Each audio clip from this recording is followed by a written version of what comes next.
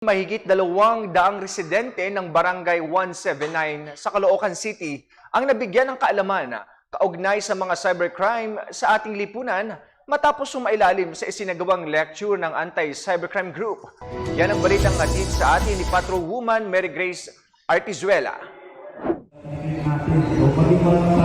Nasa 200 residente ng Barangay 179, Caloocan City ang dumalo sa isang cybercrime awareness lecture na isinagawa ng mga tauhan ng Northern District Anti-Cybercrime Team Moendak nitong 18 ng Agosto taong kasalukuyan. Isinagawa ang aktibidad mismo sa nasabing barangay sa pamamagitan ng isang imbitasyon na ipinabot ni Police Captain Maria Magdalena C. Obrial, hepe ng Women and Children Protection Desk ng Caloocan City Police Station sa mga residente. Aktibo namang nakibahagi ang mga residente ng naturang lugar at nagpapasalamat sa mga kaalaman at impormasyon na kanilang natutunan patungkol sa cybercrime awareness.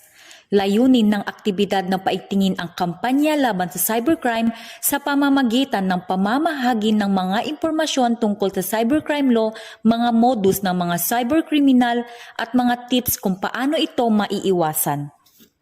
Mula dito sa Campo Crame, ako si Patrolwoman Mary Grace Artizuela, watching over you on cyberspace. Nagbabalita para sa Police News Network, alagad ng batas, tagataguyod ng Balitang Pulis.